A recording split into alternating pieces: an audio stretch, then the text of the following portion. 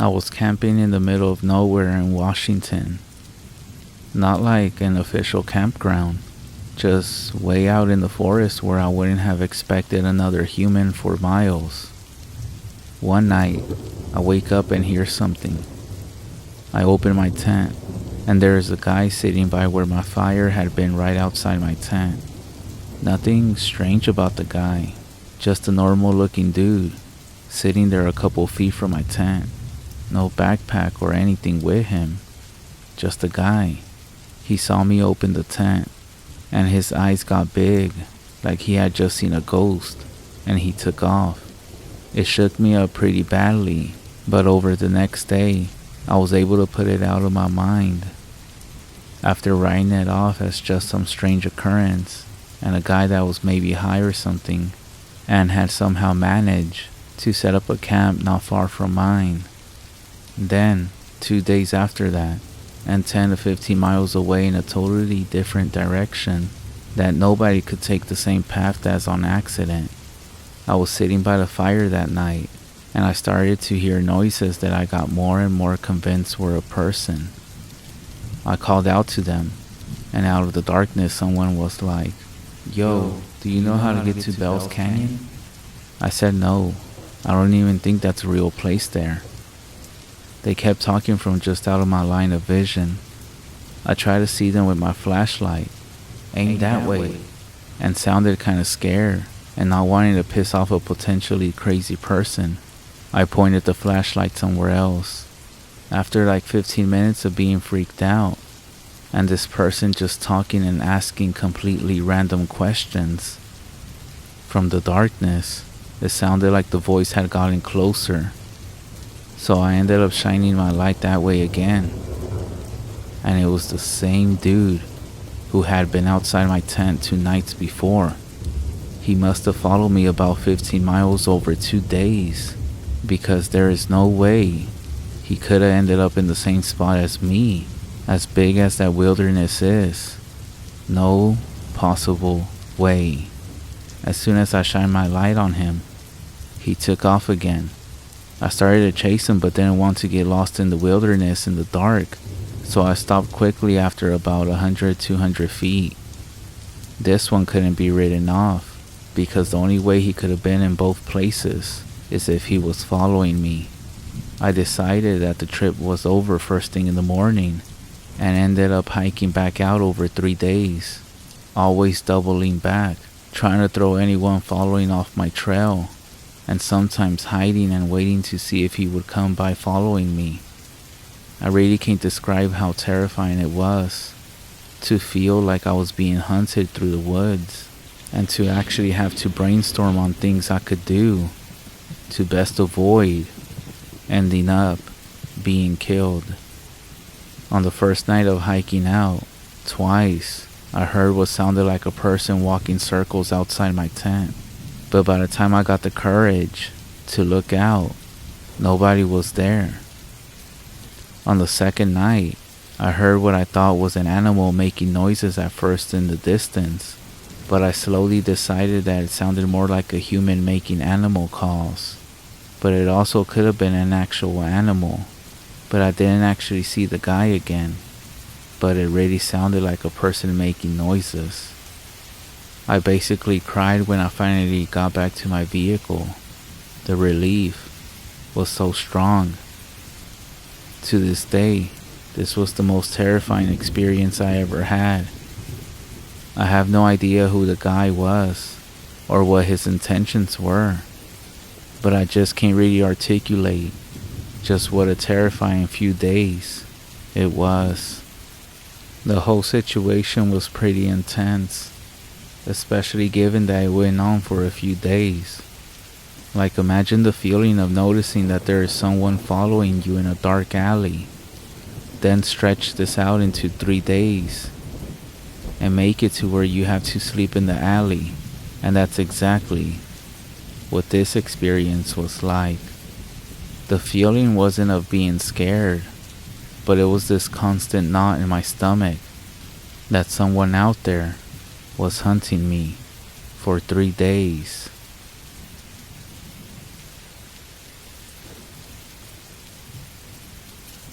I grew up in Ohio in the 70s, and me and my childhood friend Joe were outside all the time we could manage.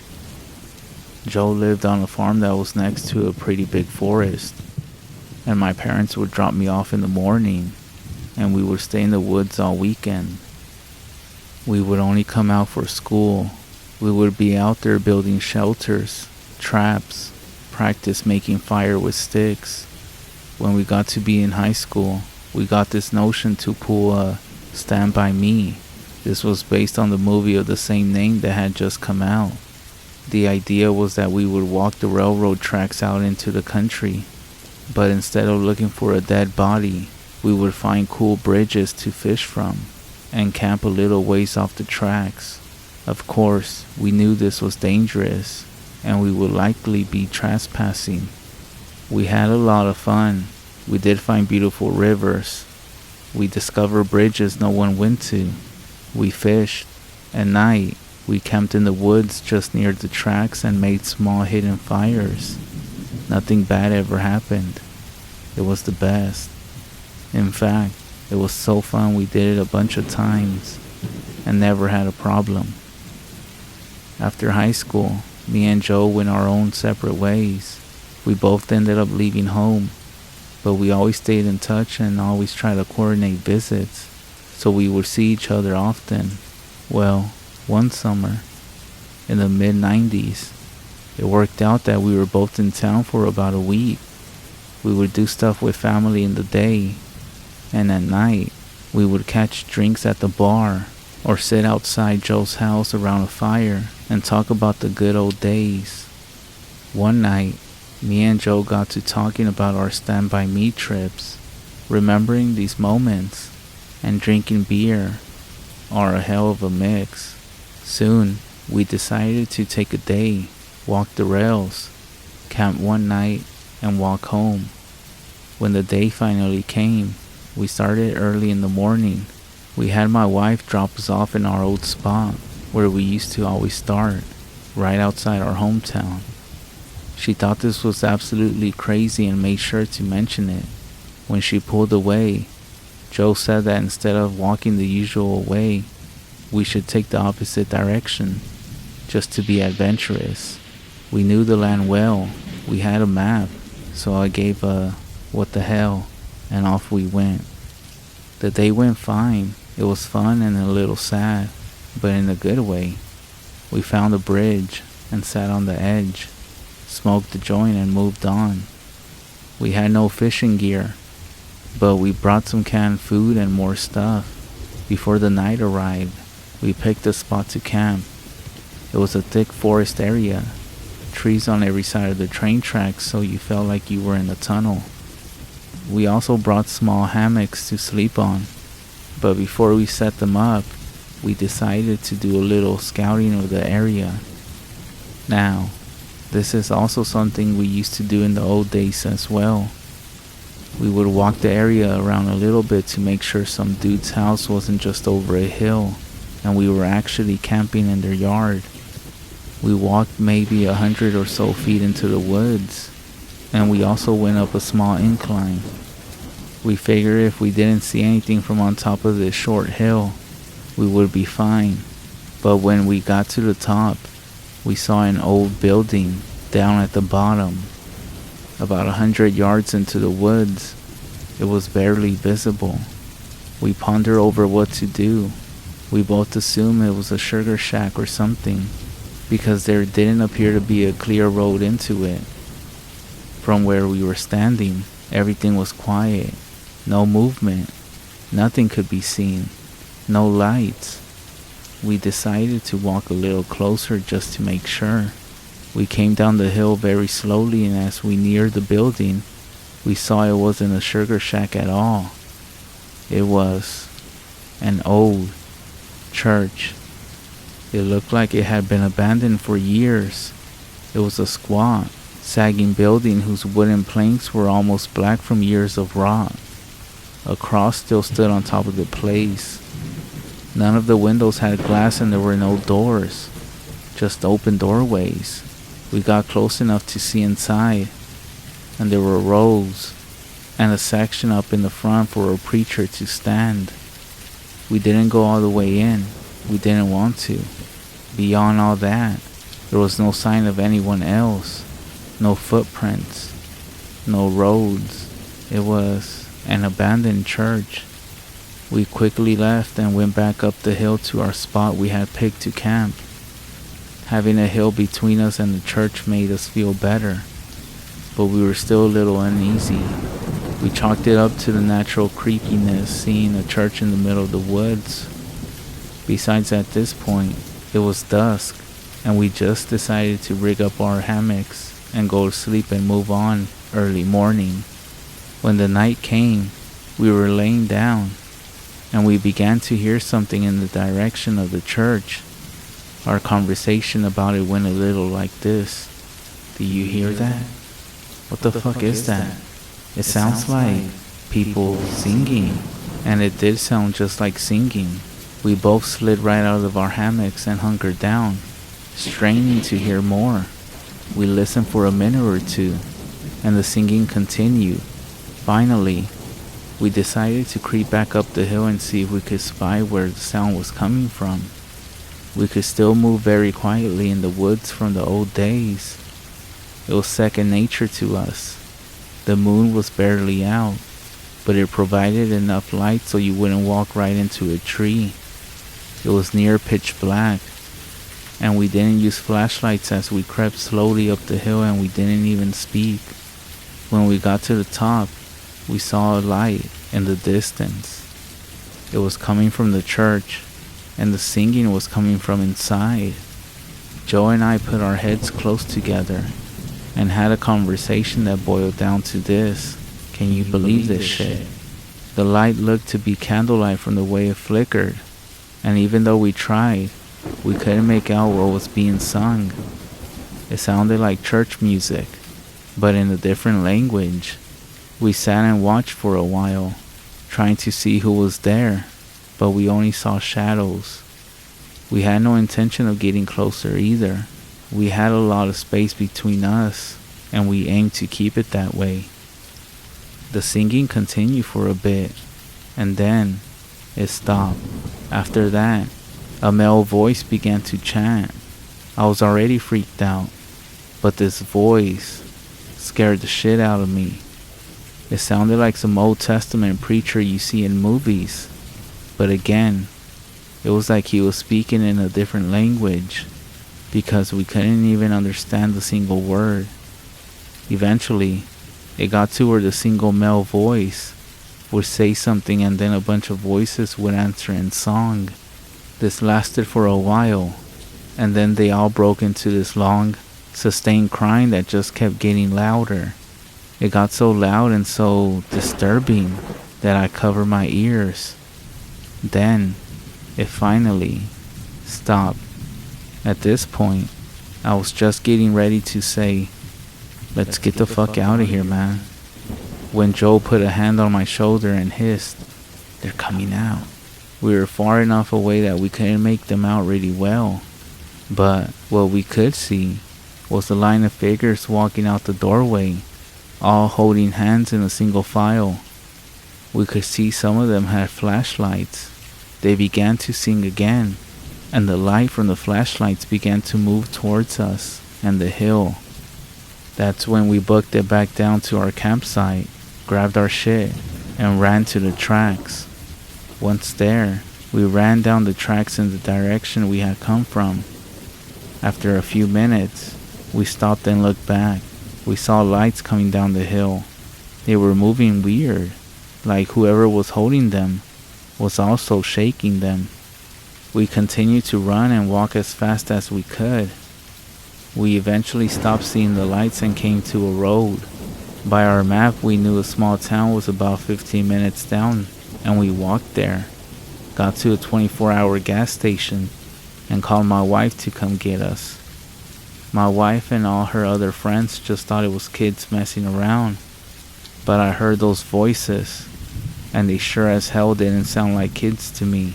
Not sure who those people were, but it was definitely the creepiest thing that has ever happened out in the woods.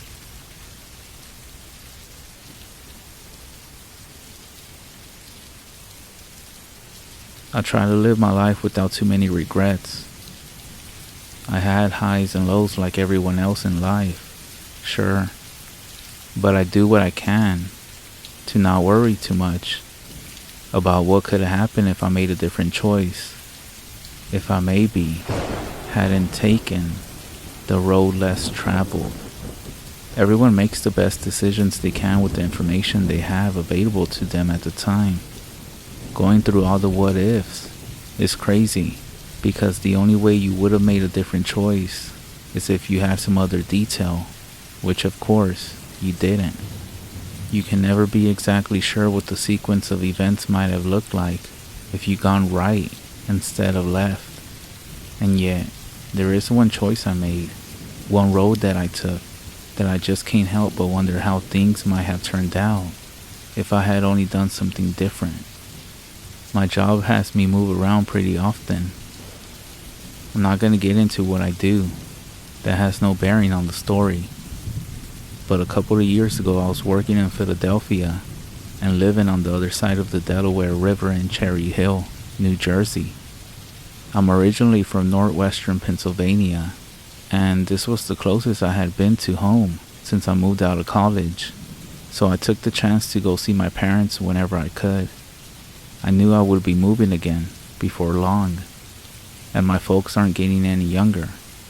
So I try to find a weekend every month or so to make the 7-hour trip to visit them. If I had been thinking about it when I was looking for places to rent, maybe I would have tried to live on the west side of Philadelphia instead of this side in Jersey to avoid the rush hour. But by the time I realized, the lease was signed and there wasn't much I could do. The drive to my hometown was pretty boring.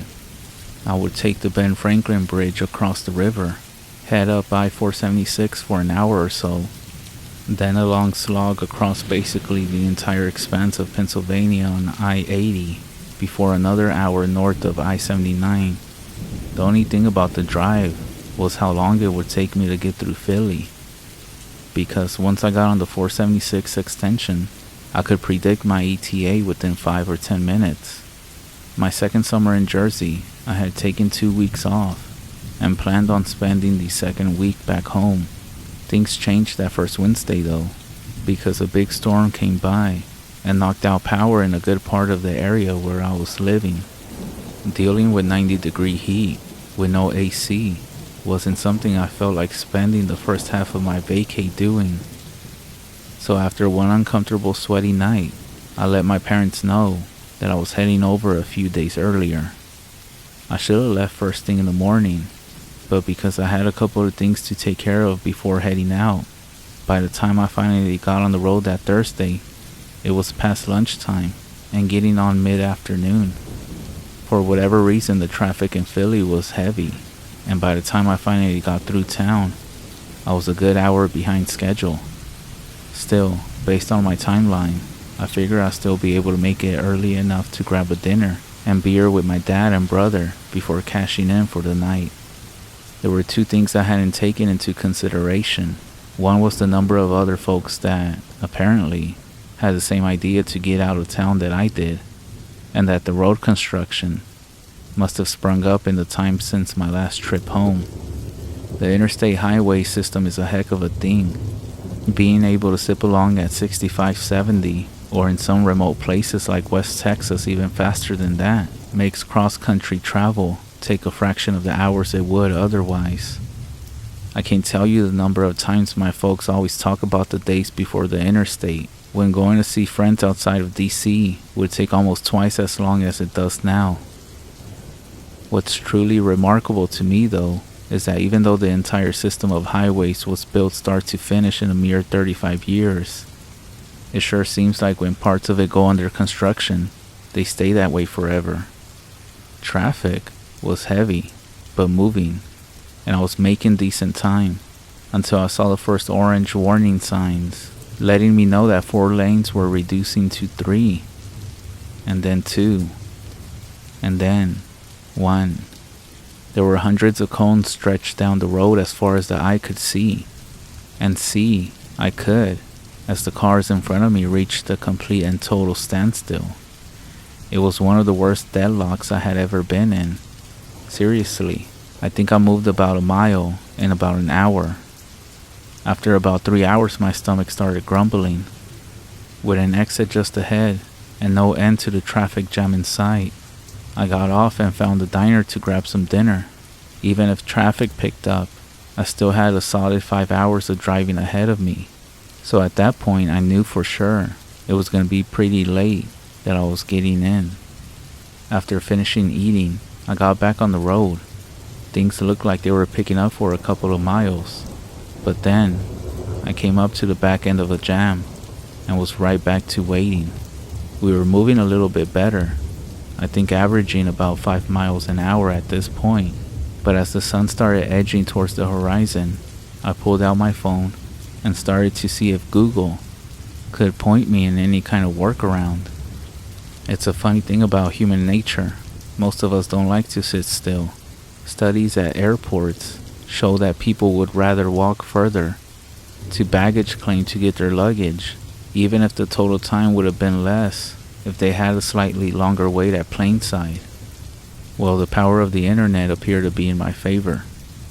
Even though I-80 still showed the dark red band for another 50 miles or so, there was a southbound country road coming up a few miles, and a northbound a couple after that. Both of these roads looked like they let me bypass the worst of the traffic. Since I spent the better part of the day sitting on the road, my patience was about worn out, and I opted to take the southbound road. Even though the app told me it would take about 30 minutes longer to get to my parents' house, I just wanted to get moving again, and reasoned that at this rate, it might take me more than a 35-minute difference to get to the northbound. And that is a choice that I will remember until the day I die. I made the turnoff and felt my mood improve. The signs changed, limiting my speed between 35 and 40 miles an hour. But even that seemed like flying compared to the logjam I spent the last several hours in. The drive was interesting. The road was starting to get a little twisty, with plenty of changes, as it curved up and around the hills of central Pennsylvania. It took me on a general southwest road, but turned and doubled back on itself enough that for the first 30 minutes or so, I had views of the stalled traffic on I-80. Pretty soon after that though, just about the time that the sun was just dipping down beneath a couple of hills in my rear view mirror, the road took a long curve and carried me down and away out of sight of the interstate. Now, something that a lot of people don't know is how big of a state Pennsylvania is. There are plenty of bigger ones, but Pennsylvania is really big, and it's also remote, isolated. The translation of the name means Penn's Woods. After all, the Blair Witch Project didn't have to embellish that aspect of the state. The fact that you could head into the woods and walk for dozens of miles in any way without seeing anything like another human being was pretty creepy. It's got a decent number of big cities. Pittsburgh and Philly both have enough of a population to support major sports teams, but away from those centers of development, there's a whole lot of nothing, and trees, and dark, and lonely roads. Such was the road I was traveling that night, winding through the twists and turns of the Appalachian foothills. I moved around a lot. I mentioned I traveled through most of the states anyways. I sometimes used to wonder, when I would be driving along a patch of asphalt surrounded by only untamed wilderness, what it must have been like to build such a road. What was it like before man had intruded with our civilization and our machines? What used to live there? But I don't wonder anymore. Not ever since that night when I made a left instead of right. The road continued to twist back and forth, up and down. As I went deeper into the foothills, the trees grew thicker, branches from either side of the road reaching over and almost touching, forming a natural canopy 20 feet up that blocked out much of my view of the sky and the stars above. I drove with my high beams on, because the idea of streetlights had never entered the minds of whoever built this road. The painted lines were old and not well cared for. I never been a good navigator. My parents used to say it was because when I was a kid, my nose was always pushed into a book during car rides. But I think it's because I'm just bad at it. So it was that. There was no way possible I could be lost, as there were no other roads that I could have possibly turned onto and gotten off track. I also found myself more frequently checking my phone to ensure I was still on the right path, which is how I almost ran into the other car. My mind was wandering, thinking about the fact that my signal bars had dropped and remained at 0 for the last 20 minutes, and what possible implications that would mean if I came across some kind of emergency. I raised my eyes back to the road after Google Maps confirmed for the 20th time that I was still on the right path. That's when my brain took a beat to process that I was approaching a vehicle stopped in the middle of the lane. I slammed my foot on the brake. I stopped in time, but not by much, with maybe 5 feet separating my hood from the other car's rear bumper. My heart was pounding in my chest as adrenaline coursed through my body, but my fear quickly gave way to anger. Seriously, what the hell was this guy doing? Not only was he stopped in the middle of the road, but all his lights were off. If I didn't have my high beams on, there was a good chance I wouldn't have seen him, even if I wasn't checking my phone. I could feel my heart beating in the vein on the side of my neck. I'm not somebody who struggles with road rage, and after a couple of quick seconds, I managed to get a hold of myself, not wanting to outright alarm anyone that might still be in the vehicle. I shifted into reverse and backed up about 20 feet, popping my emergency lights on. That's when I started noticing a few strange things about the stopped vehicle, more than just the fact that the lights were out. Of course, it was stopped in the middle of the road, but that wasn't unreasonable, since there wasn't any shoulder that the driver could have moved onto. The strange thing, though, was that the doors were open, those on the driver's side crossing over slightly onto the other lane. And even more was that I saw that an item was dropped out onto the road by the rear driver's side door, something that appeared to be a child's stuffed animal. I considered my options, and after a few seconds, decided that I would have to go against my better judgment to just keep on my merry way and head outside to get a better idea of what was going on. I said earlier my job doesn't have anything to do with the story, which is mostly true. But before you judge my choices, it bears mentioning that I spent some time in the military. An obligation to help people has been drilled into me over the years, and I've seen enough things while deployed to feel I could handle myself. And so I got out of my car, but kept it running. I popped the trunk to grab the flashlight I keep there and left my headlights on so I could see what I was doing. I looked up and down the road, hoping to see signs of other cars approaching, but no luck. I called up to the other car as I cautiously started my approach, circling around to the left, to the middle of the road so I'll be able to get a look inside before I got too close. Anyone there? No answer. My headlights were helping, but there were enough shadows to still hide the car's interior. Shining my flashlight, though, easily determined that no one was inside. I moved closer, stopping down by the rear door to pick up the falling object off the ground. It was a child's toy, just like I thought, a stuffed rabbit, with patches showing signs of frequent love. I frowned. If the folks traveling in the car had hitched the ride with somebody passing by, they would have taken the rabbit, or the kid would have been throwing a fit. I shut the rear door and moved up to the front. I put my hand on the hood and found it was still warm to the touch. That means it couldn't have been here too long. I slid into the driver's seat to try and figure out if there was some kind of mechanical issue that would have forced the car to stop, and was startled to find a set of keys still dangling from the ignition. Pressing the brake, I turned the key and the engine started right up. Headlights and the interior light in the roof springing to life. Fuel, oil, temperature, battery, all the gauges looked good. Not even a check engine light. Strange. Very strange. Then I saw the purse in the passenger seat.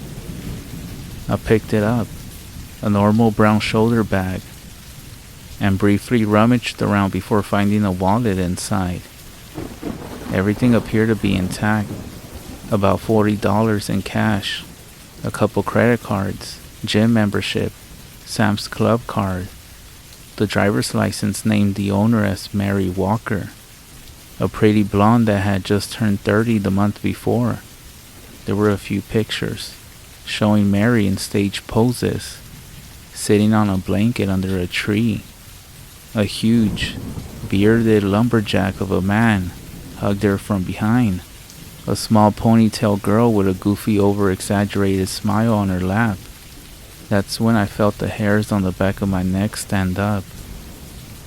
A shiver running down to the base of my spine. Something was very wrong with this situation. I put everything back in the purse and returned it to the seat. I turned off the car and got out, shutting the driver's door behind me. I pulled my phone out of my pocket and dialed 911, holding it over my head to try to get a connection with no luck. Cursing softly, I jammed the red end call button and moved around to the passenger side of the car.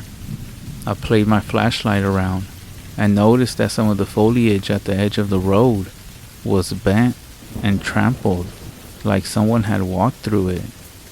I didn't have enough woodcraft to be able to judge how long ago they might have passed, but even then, I couldn't imagine any scenario for why they would have gone wandering away. Shining my light into the woods, the beam only extended maybe 30 feet through the trees before being effectively swallowed by the greedy blackness. Looking at all the flat grass, at the stuffed rabbit in my hand, then at the dark trees crowding maliciously, my thoughts came back and forth between what I should do. I made up my mind. I had been trained to help people. It was hardwired into my system. There was a child somewhere in the woods. I raised my foot to take a step onto the path, and that's when a white flicker of movement entered the very edge of my flashlight beam. It was Mary Walker. She was naked and walking stiffly, unnaturally, her arms swaying out of sync with the rest of her body, like a puppet being manipulated by somebody who's not an experienced puppeteer. "Hello?" her voice called out. "Anyone there?" That's when more shapes came into view behind her, shambling along. Here, the bearded man who must have been Mary's husband, then their little girl, owner of the well-loved rabbit, both moving as strange as their wife and mother. And now, I could tell there were more, many more, their forms out of the direct light, but so many they caused the darkness to pitch and swell with their strange, staggering passage. Their voices a chorus. "Hello? Hello?" they called. "Anyone there?" Echoing back the questions I was asking only a few short minutes ago when I approached the abandoned car. I took a stumbling step back, away from the woods and the approaching figures. I ended up tripping onto the walker's car, but at that moment, I shone my light up into the pitch recess of the branches, and in doing so, I could just make out, barely, a sort of darkness figure that was crouched, hidden in the upper limits, a void even darker than the trees. Was it my imagination? Those lines of pure blackness that extended from that concealed mass that seemed to pierce the flesh of Mary Walker and her kin, and the countless other shapes moving in sync with them. That's when I sprinted back to my vehicle, engine still running. Hello? I shifted to reverse, keeping enough of my head to avoid running off the road as I completed a 3-point turn. Anyone there? I took a glance in my rearview mirror. The pale form of Mary Walker stood still just at the edge of the forest where the trees met the road. One hand was raised, signaling me to return, or perhaps waving goodbye. Her face was a mask of confused sadness. I pressed the gas and drove back the way I came. I didn't look back again. The rest of the trip was a fog. At some point after I made it back to the interstate, I called my parents. I let them know that I wouldn't be getting in until late. I drove on autopilot, the traffic jam having cleared while I was off. I thought about calling 911, but I didn't. What would I tell them, and to what end? There was no one left to be helped.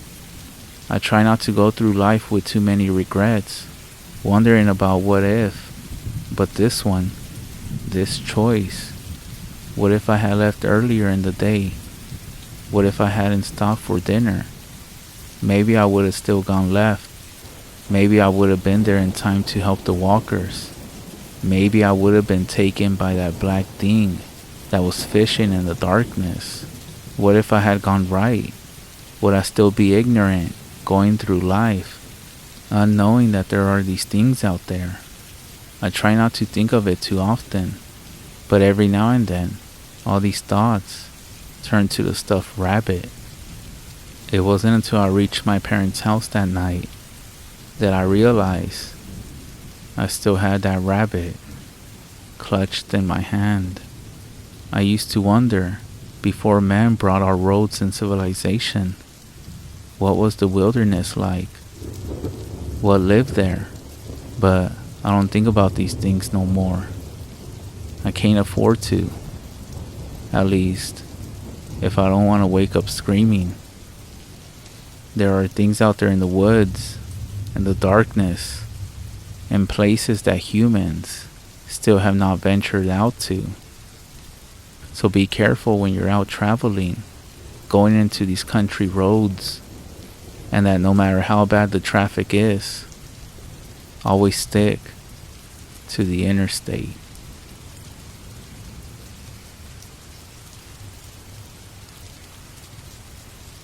This just happened a few days ago, and I'm extremely shaken up.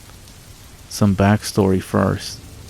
I live on the second floor of a 3-level apartment. We have a crawl space that connects all the apartments. We aren't sure why it's there, but we all have stuff in it, and none of us would ever even attempt to go inside of it, so we still felt pretty safe. The other night, the sun was going down, but it wasn't pitch black out or anything yet. I'm walking through my living room when I see a short woman on my fire escape, looking into my windows.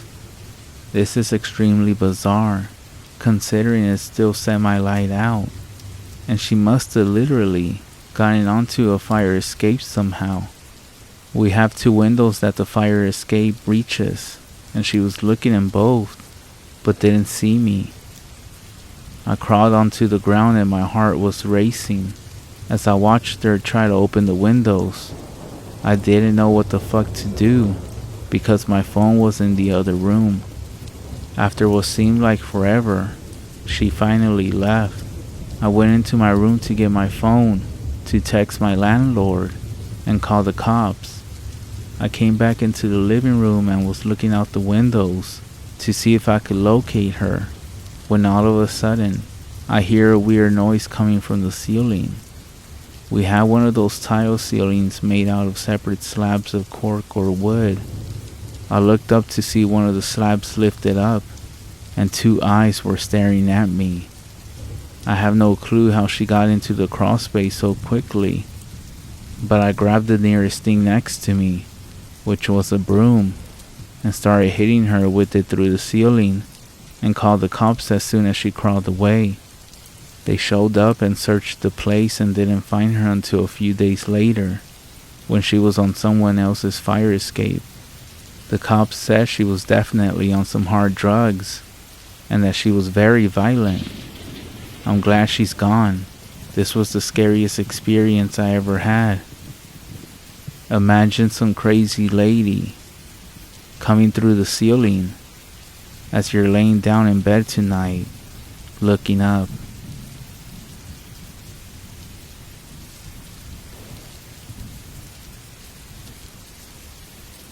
It was a Sunday early in the morning.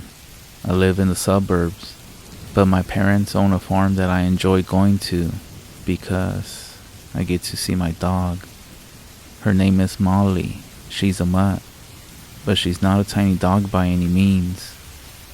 At that time, I felt very safe around her and would often take her for walks in the forest that was nearby. The day started off like any other. Me and my dad got in the car, drove around for a while, and arrived at the farm. I got out of the car and hugged Molly. My parents always got angry when I hugged her. This was simply because I would smell like her for the rest of the day. I put a leash on her and asked my dad if I could take her for a walk. He always thought that we would just go down a road and back, but I always found it more interesting to take her to the forest. I always felt a certain kind of peace and relax there that was unmatched by anything else. So we took a turn and headed to the forest. When we got there, I would take her leash off so she could explore on her own. Most of the time I would carve my name into the trees or look for anything else interesting. I was playing baseball with some rocks and a wooden leg, most likely from an old table, and then I heard it. Molly was barking at something. This wasn't normal when we were in the forest. I thought it was a fox or some other animal, so I quickly grabbed the wooden leg like a weapon. I knew that if it was a fox, I would attack it, but I had a sense of security when I was holding it.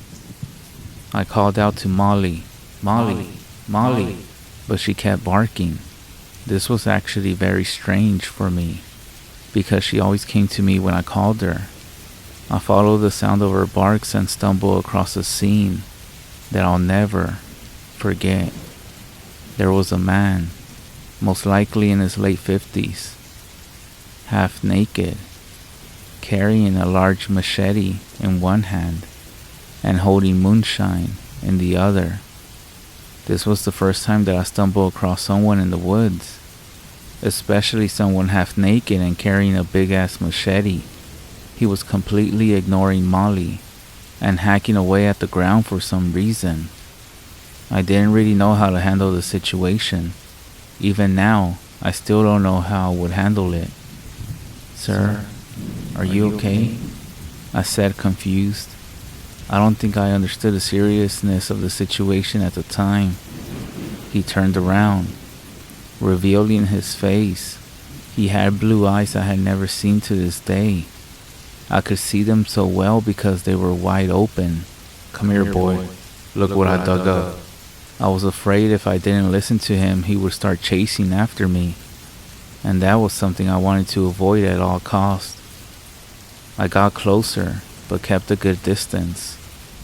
I didn't see anything except for an empty hole. He returned to hitting the ground with his machete, occasionally taking sips from the bottle. I used this window of time to get my dog, and started walking away slowly, as to not notify him that I was leaving. But then, I took one final glance at the man, and this time, his head was dug deep in the hole. I was intrigued, so I kept looking. I know how stupid of me, but when he finally got up from the ground, I was shocked when I saw him carrying a bone in his mouth.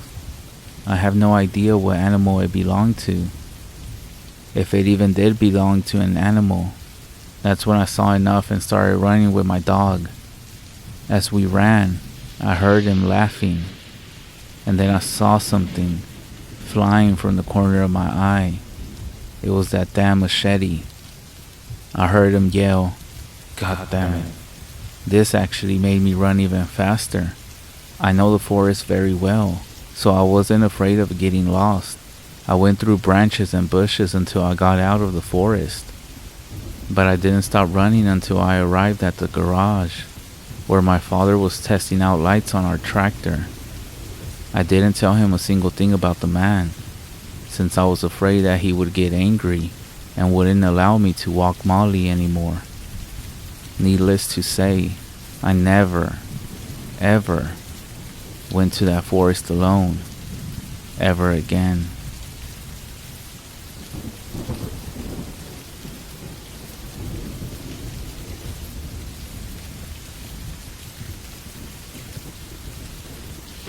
I've been running in these woods for as long as I can remember, but this encounter makes me change my mind. The story begins at around 6:30 p.m. I had finished eating and decided to go on a run, as I always do. I always use the same path, cross the street, run for about a mile, and pass the gate that goes into the forest. Something important to note is that the trail I used in the forest is separated about halfway through. One path is paved and the other isn't. I always go into the unpaved trail first and then turn into the paved one after about 3 miles. Nothing really ever goes wrong. I meet some people walking their dogs, but other than that I'm pretty much alone. At least, I thought I was. I had been running for a while now when I heard a notification coming from my phone. A notification from AirDrop. Since I didn't want to make it look like I was worried, I kept running for a couple of minutes and then stopped to change the music. I opened the AirDrop dreadfully. Who the hell was sending me stuff? I was pretty sure I was alone. I clicked on the drop and my heart sunk. It was a Snapchat picture of me running with the caption, "You look good." I didn't turn around. Instead, I kept running like nothing happened until I got to a certain point. You see, the forest is surrounded by a fence to stop children from coming in unsupervised. And I didn't like that rule when I was little, so my friends and I cut a hole in it.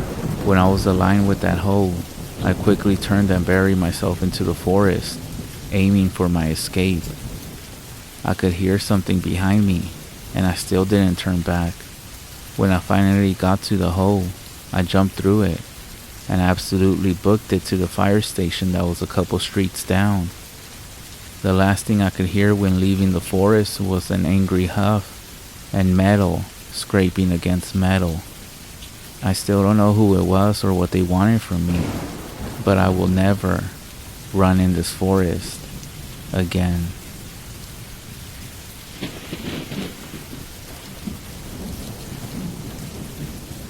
Late at night, I go to the bathroom multiple times, but for the past 4 days, every time I go to leave, I can see myself still standing in the mirror from the corner of my eye. It's like the other me is watching me, leaving the bathroom. It terrifies me to the point where I almost run out without looking directly at the mirror. I never told my husband about it, because I didn't want to acknowledge it out loud. But today, I took a nap in our bed while he sat up in the chair next to it, watching TV.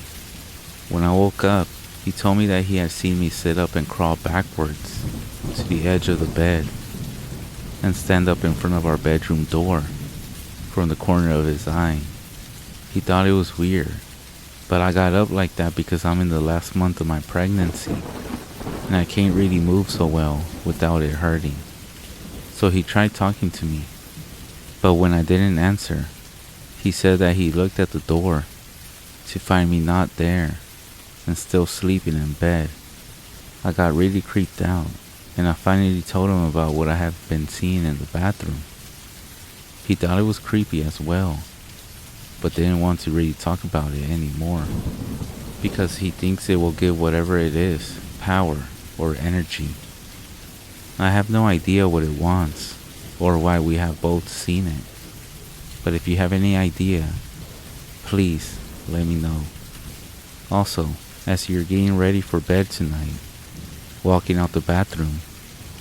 Take a peek behind you towards the mirror and see if your own reflection is looking at you as you walk out.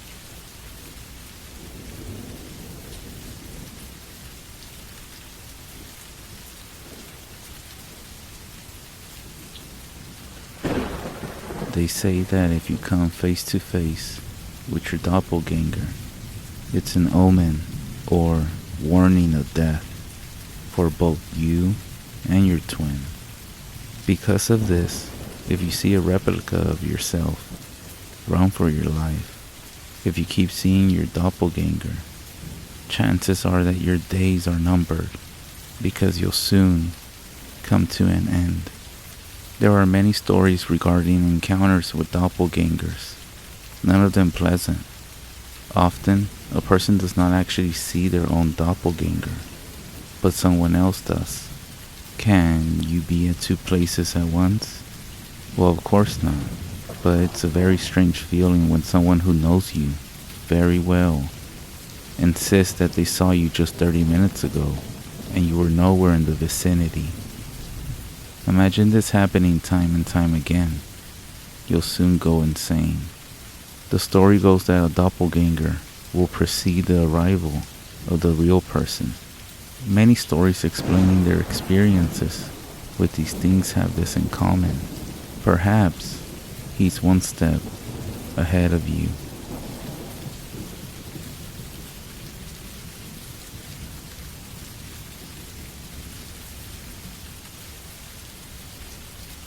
I remember one Sunday morning, my brother and I were watching TV, and someone knocked on the door.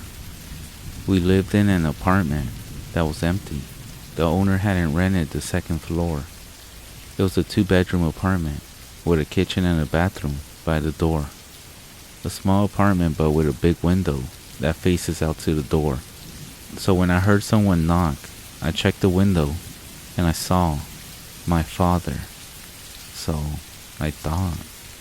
I was going to the door to open it. When I was going to unlock the door, my mother pulls me away and screams at me to not open the door because I didn't know who it was. I told her I saw my dad and she freaked out. Going to the window and then checking the peephole. She started to get terrified and she said to go to the room in the apartment and to not come out. She went and woke my dad. My dad got up angry and confused. We told him what we saw, and the man was still knocking at the door. My dad screamed, "Who is it?" No answer. He said he will call the cops, but no response. While my dad was busy screaming at him, we saw that he was just standing still in the front of the door. So my mom took us to the furthest room from the door, while my dad got ready to open the door with a metal bat. Once he did, the man was gone.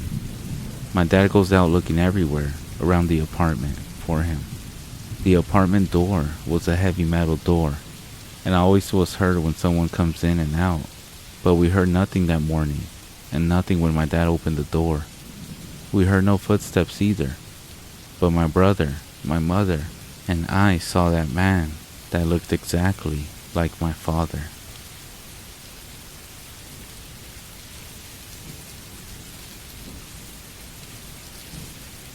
Both times that my family experienced doppelgangers, the doppelgangers refused to respond when spoken to.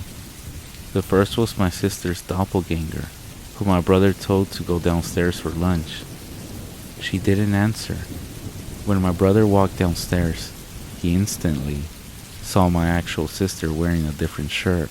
She couldn't have passed my brother so quickly because the staircase led directly to our dining area. The second was my own doppelganger, who stood at my door at 12 p.m., mute, not saying a word, and staring at my sister, who was using the computer. I wasn't actually home until 4 p.m. later that day, after school. My sister didn't know that until she asked me why I was just staring at her, without emotion, and dark eyes, earlier, around noon.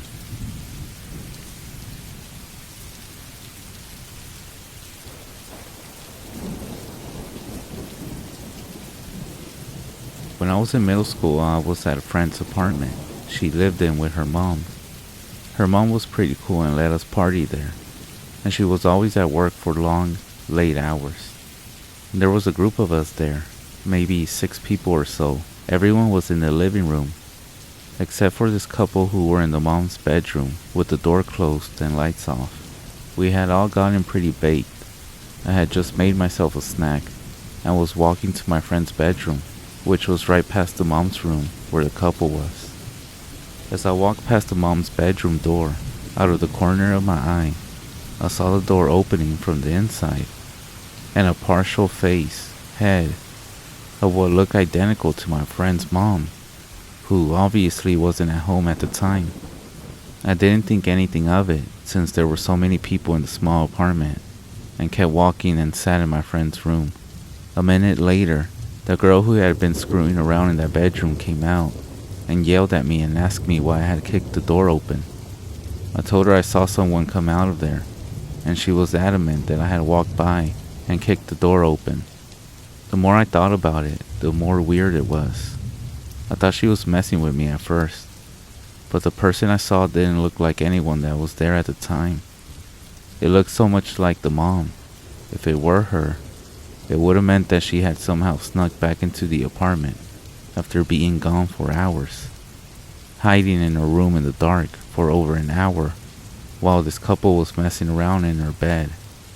And then she would have had to discreetly left the bedroom and passed the living room full of people to get to the front door.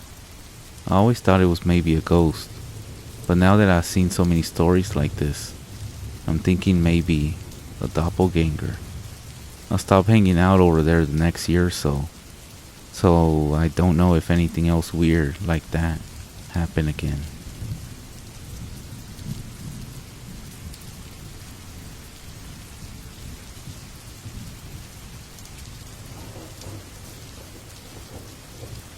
So this happened in December or late November 2020. I was a few minutes late for college and my mom was with me. However, when I arrived, the fire alarm had gone off and everyone from the main building had been evacuated. I didn't know if my building had evacuated, so I went across the road and in the main entrance to ask a staff member what was going on. He told me it was just the main building that had been evacuated and not mine. So I went upstairs and went to my class. Later on, I spoke to my mom and couldn't remember if she messaged me or she told me this when she met me after college. But she asked me where I went at the start of the day. I asked what she meant, and she said she saw me walking outside towards another building instead of going to class. She said they had the same bag, clothes, hair, height, that he was identical. I told her I went to class, and she didn't really believe me at first.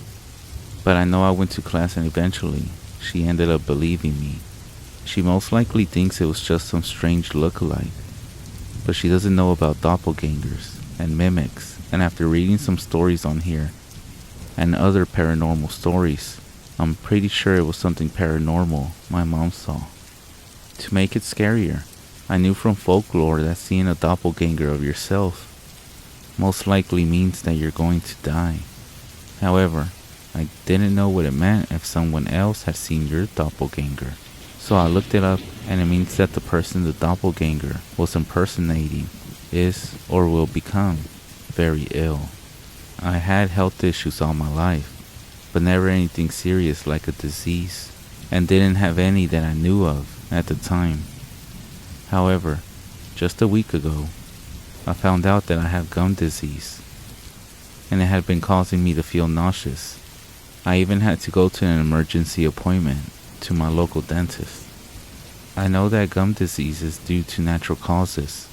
However, the fact that my mom saw the doppelganger meant that I was going to be ill is just too much of a coincidence.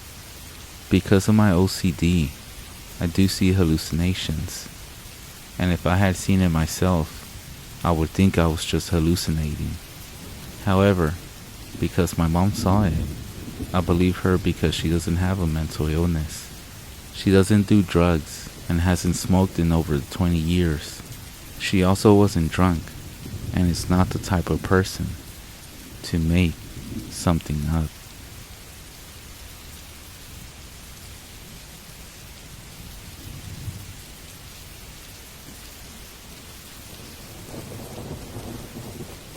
When I was about 16 or 17, I was really heavy into doing the Ouija board. Other stuff happened, but the doppelgangers were definitely the worst. The first one was my mom. I heard her come in, and my best friend was with me. My friend and I walked down to greet her.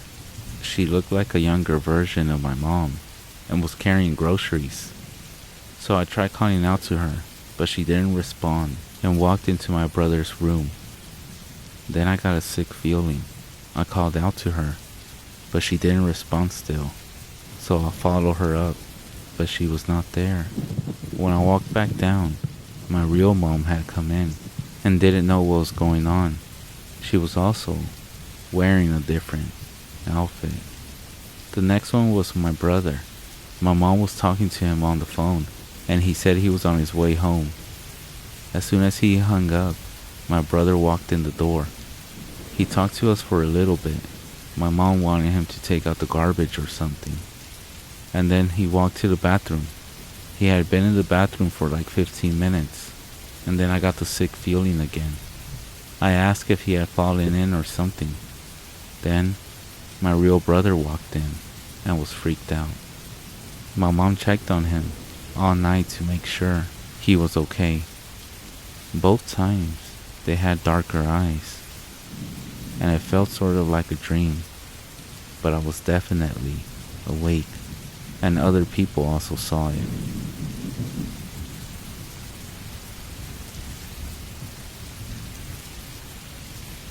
I'm so fucking creeped out right now. What the actual fuck? I was sitting there on my computer when my brother walks in and sits down on his bed. He doesn't say anything. He is a quiet person after all.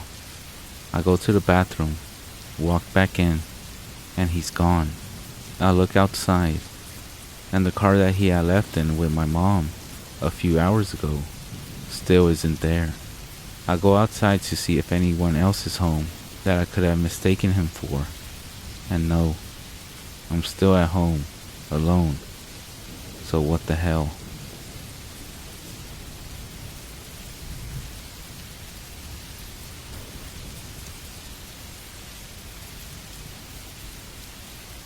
My wife said that she saw me standing in the kitchen, doing something while I was actually at work at the time.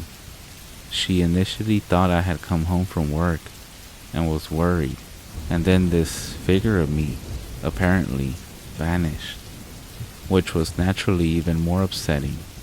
No other occurrences before or since then have happened.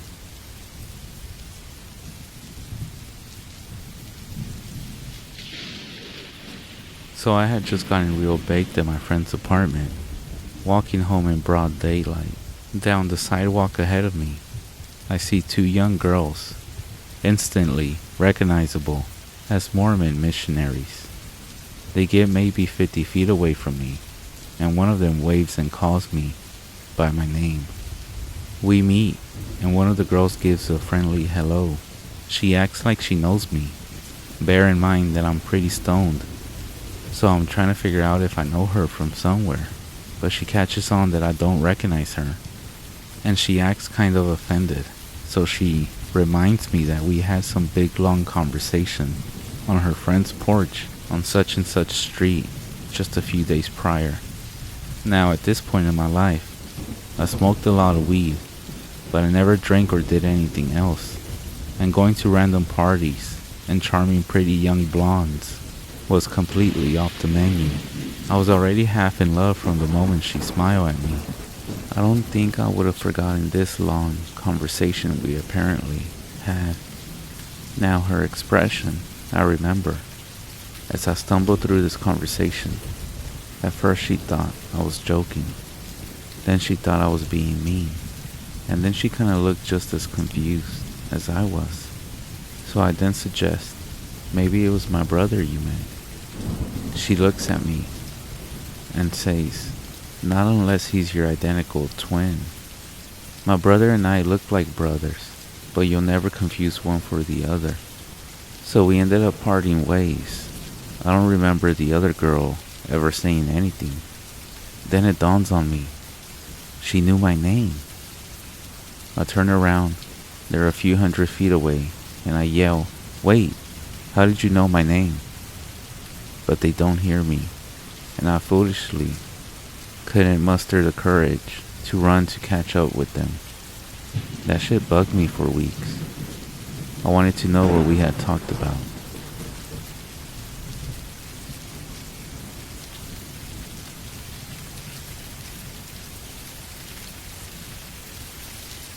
This is a true story, and I don't care if you don't believe me.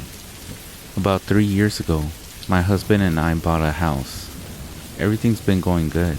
We're settled in, we're enjoying it, and we haven't had any issues with the house.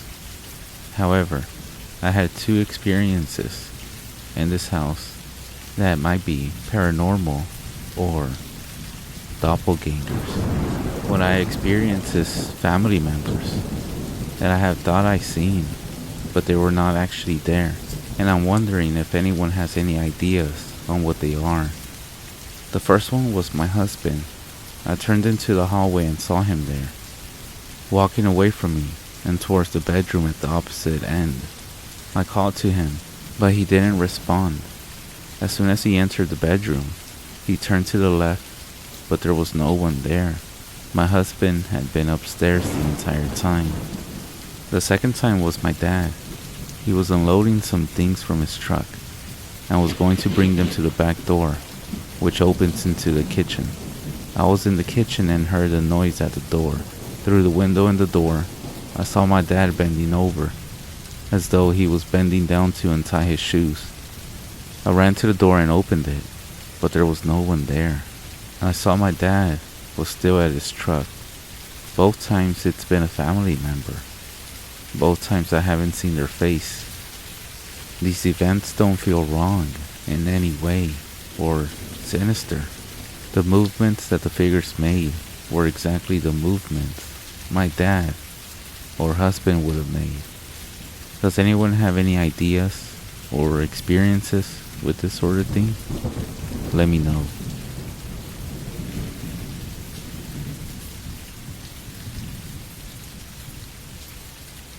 I wasn't sure where else to post these stories, so I figured I'll share them here. I've been a search and rescue officer for a few years now, and along the way, I've seen some things that I think you guys will be interested in. I have a pretty good track record for finding missing people. Most of the time, they just wander off the path or slip down a small cliff and can't find their way back. The majority of them have heard the old "stay where you are" thing, and they don't wander far off. But I had 2 cases where that didn't happen. Both of these cases bothered me a lot, and I used them as motivation to search even more on the missing person cases I get called on. The first was a little boy who was out berry picking with his parents.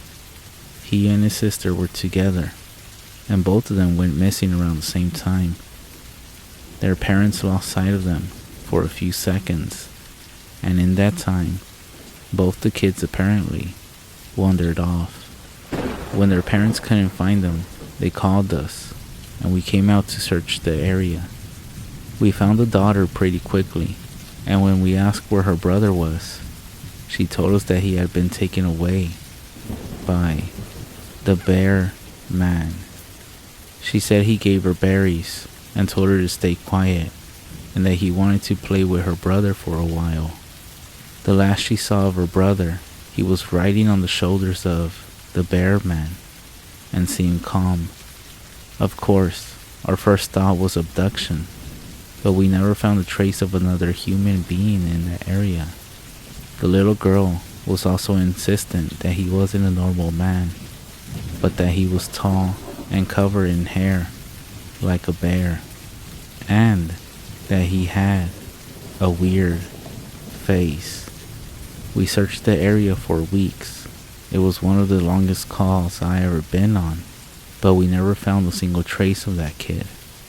The other was a young woman who was out hiking with her mom and grandpa. According to the mother, her daughter had climbed up a tree to get a better view of the forest, and she had never came back down. They waited at the base of the tree for hours calling her name before they decided to call for help. Again, we searched everywhere, and we never found a trace of her. I have no idea where she could possibly have gone, because nobody, including her mother or grandpa, saw her come down from the tree.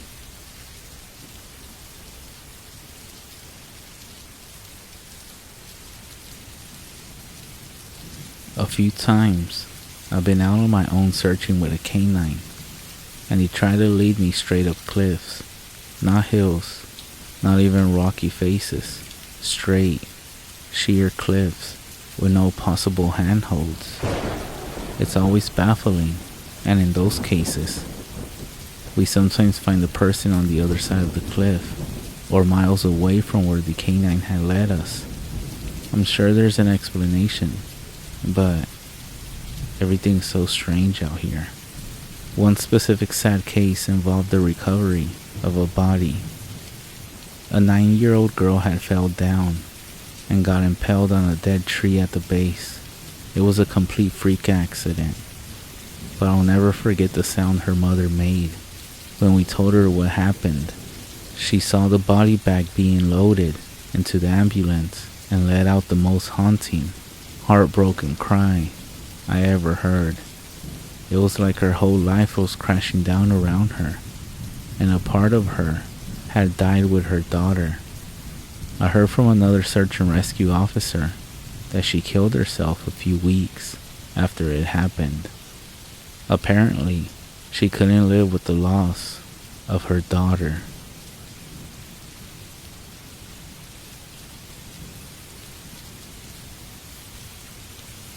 I was teamed up with another search and rescue officer because we received reports of bears in the area. We were looking for a guy who hadn't come home from a climbing trip when he was supposed to, and we ended up having to do some serious climbing to get to where we figured he was. We found him trapped with a broken leg. It wasn't pleasant. He had been there for almost 2 days, and his leg was obviously infected. We were able to get him into a chopper, and I heard from one of the EMT guys that the man was saying strange things.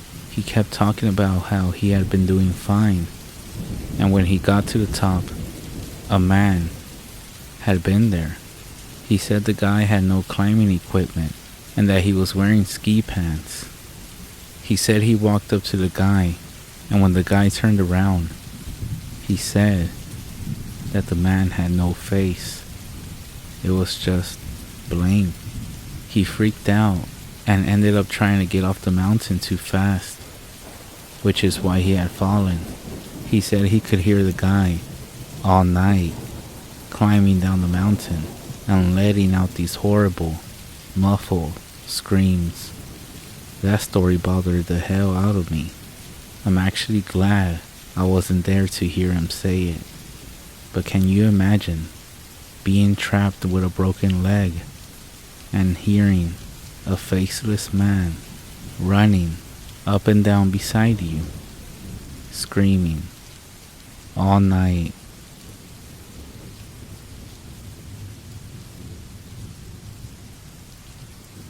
I once led a trip to the top of Mount Sterling in North Carolina.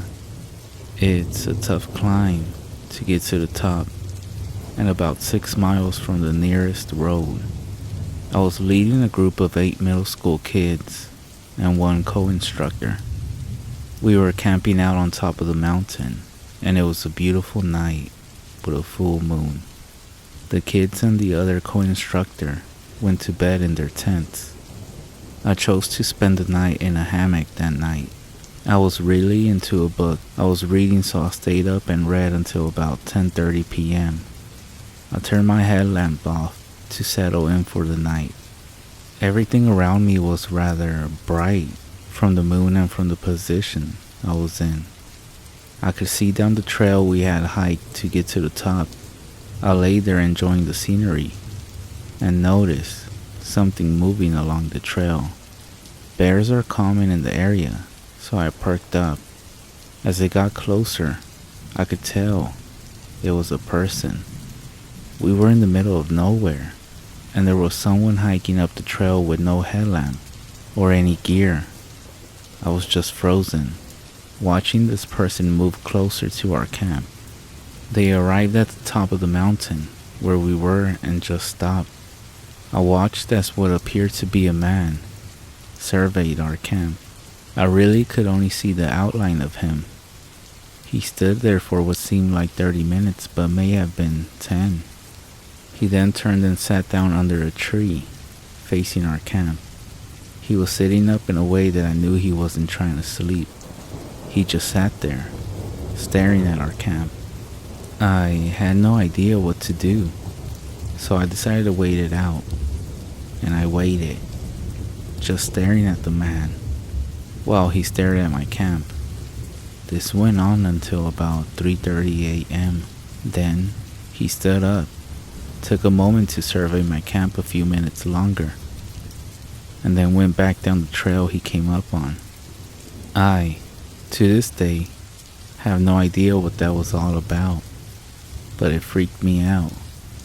I was paranoid that we were being followed for the rest of the trip.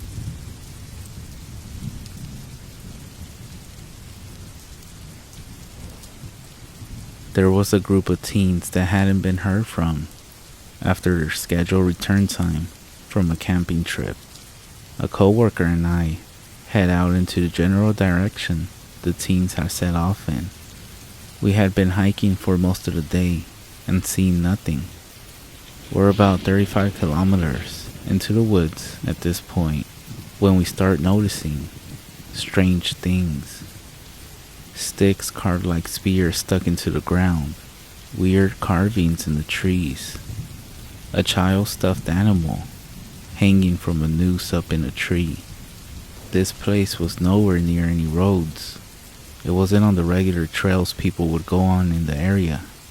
The really eerie thing was that everything was freshly carved. Somebody had been there within a couple of hours of us and made these things. Mind you, we're still looking for those teens. We kept on hiking and eventually made camp for the night. Still kind of on edge from what we had seen earlier, but we settled down anyway and go to sleep. We get up with the sunrise, hoping to cover more ground before it gets too hot.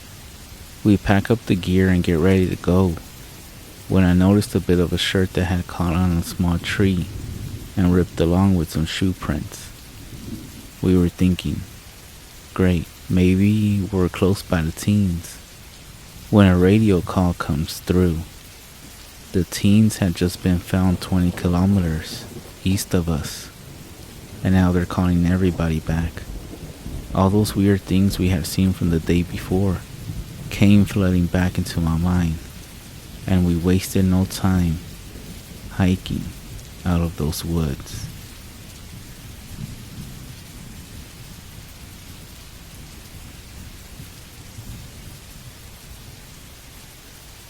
I'm a ranger at Yellowstone. A couple of weeks ago, I was exploring the Lamar Valley, about 11 miles from the nearest road, and even further to the park. There, in the middle of the trail, is a perfectly severed deer head. No blood, nothing, no ragness at the severed head, perfectly intact. This is weird because I've seen many wolf and bear spoils, and I used to find cougar prey remains in South Dakota with radio tracking just after the cougar made them. This was not any of those things. This head was completely uneaten. Eyes, tongue, everything was still intact. Even the ravens hadn't touched it yet.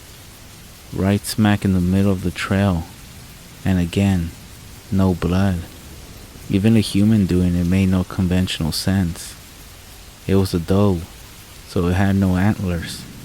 Plus, why leave it in the trail?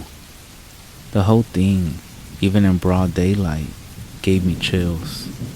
Just an ocean of waving grass, bison calmly grazing, and a perfectly clean deer head right on the middle of the path.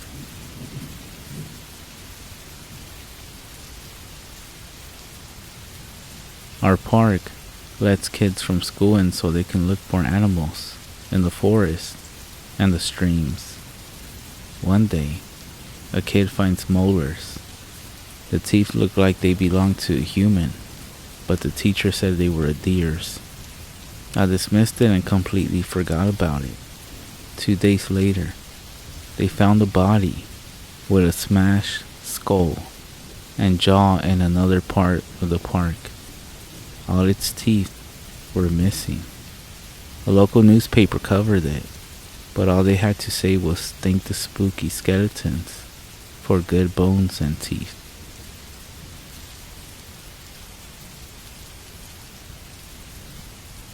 I found a deceased man in a tree. I am a seasonal ranger for my local forest district. The rest of the rangers say we found about one self-harm victim a year. So here was the one for this year. When we go around opening parks each day, we drive through to make sure everything is okay. In this instance, I was driving through and had just lost sight of the road when I saw a man hanging from a tree in a clearing. He had hung himself. I called the cops. The medical examiner took an hour to show up, and he was the only one with a ladder long enough to cut the guy down. So basically, I stared at a dead body in a tree for an hour.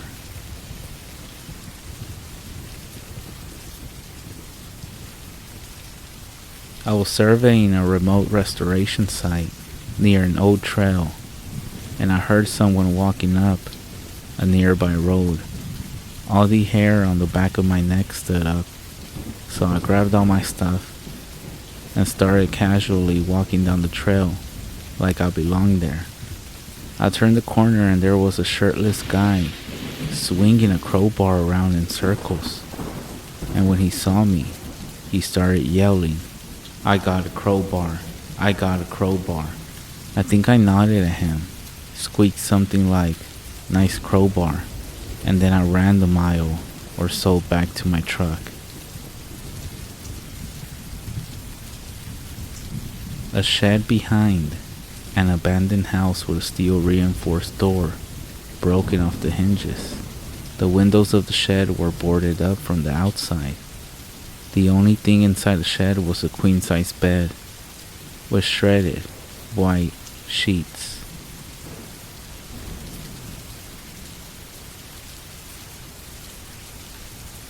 I'll never forget that night. I am a park ranger, and that is all you will learn about me, aside from this story. During the summer of 2008, I had been assigned to a watchtower in the middle of a heavily forest area.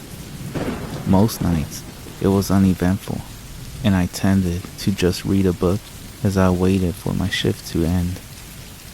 However, this night, when I started my shift, the guy I took over from was shaken up. Concerned, I asked what was wrong. All he did was shake his head and said, "There are things in the woods." He didn't say anything else and just left me standing there like a jackass jerk. Well, I set up for the night and took out my book. It was The Mailman, and I found myself surprised by how much I enjoyed it. Sometime around an hour into my shift, something struck the window. I jumped up and quickly sat the book down. Before checking it out, I had expected it was either a big bug or some poor bird. It was a bird, alright, but not what I had been expecting at all. This bird was dead long before it had collided with the window, both wings torn right off and stripped of all feathers. It was bound together with straps made from long grass blades. This was the clear evidence that this was man-made. I quickly took out my flashlight and began scanning the area beneath me.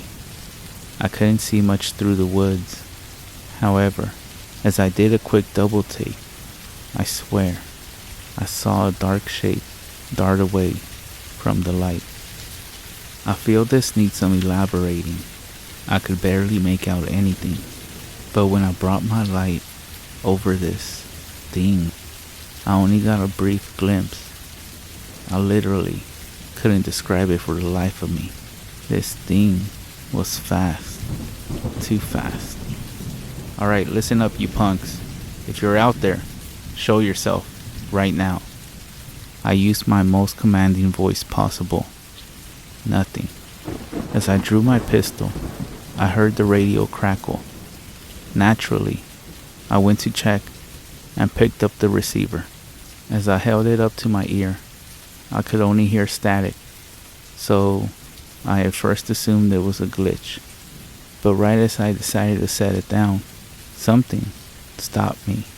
Call it intuition, something just wasn't right. And then I realized what it was. I could hear something over the radio. It was faint, so I really had to strain to hear it. Slowly, I could make out what sounded like faint, low humming. There was a pattern to it, a steady beat that started low, building up, then carefully dropped back down in an instant. I don't know how long I was listening to that humming sound, but eventually I turned off the radio, ready to radio it in. Then I realized I could still hear the humming. Without a second thought, I drew my pistol and turned around on my heel before steadily walking back outside. That humming sound sounded like it was all around me, following that same pattern. I still had it strained to make it out, but there was no question it was there. I swiveled around, pistol aimed at empty air.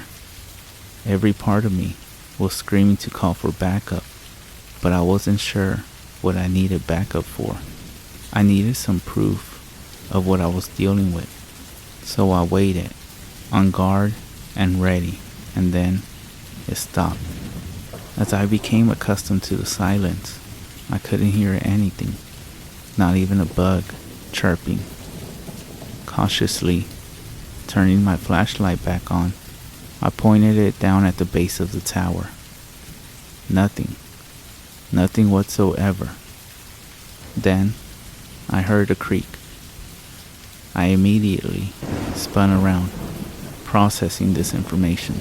At first, I dismissed it as the wood, but then there was another creak, and another. Something was up here with me. It took me a few moments to realize that it was just around the corner. In that moment, fight or flight kicked in full gear, and I chose fight. I rounded the corner and found nothing, absolutely nothing. I'm not ashamed to admit it. I was nervous, but I still had a job to do, and with no other option, I decided to call for backup, which I should have done that a long time ago. I realized that when I saw the receiver had been cut right off, I stared, dumbfounded by a few moments before grabbing my walkie-talkie instead. But when I turned it on, all I got was a harsh whine right in my ear, which caused me to drop it as I recovered. Once I immediately tried to find it, but it was gone. My situation was desperate. I was now completely cut off with some thing or other that seemed to defy all sense. If I was going to make it out of this, I had to stay put and wait for someone to come check on me. I still had my pistol drawn, waiting and waiting. I then quickly shined my flashlight outside one last time, and this time, I finally saw them, standing among the trees, staring up at me. They had been avoiding me all this time, so to see so many of them, you might be wondering what they were. And I'd rather not tell you, for my sake. I was at my limit then, and screamed, turning off my flashlight and pointing my gun right at the door. There, I stayed for the rest of my shift, unwilling to move from that spot. I consider it a miracle I lasted for the rest of my shift. By the time someone finally arrived to see why I wasn't checking in, I poured out every single thing I had gone through. At first, the other ranger looked at me like I was crazy, but when he asked if I had any proof, something landed on the roof of his vehicle. It was another dead, naked, and wingless bird wrapped in grass. Needless to say, we booked it right out of there. When I got back and made a report about what happened, I demanded to speak with the last guy who had been on the previous shift. I really wanted him to have it for not warning me of what was out there. But here's the thing, we never found him. We searched high and low, checked every single record for a trace. We tried to look up his name when we could remember it, but it seemed like he never existed in the first place. So, what the hell took his shift?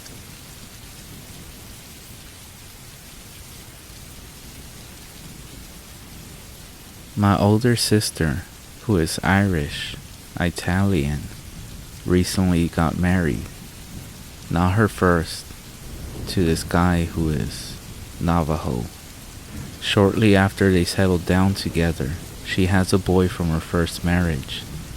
They invite me to hang out with them down on the reservation, where her new husband has a house and some property. I ended up bringing a few friends. Being a white guy, I know nothing about native or skinwalker lore.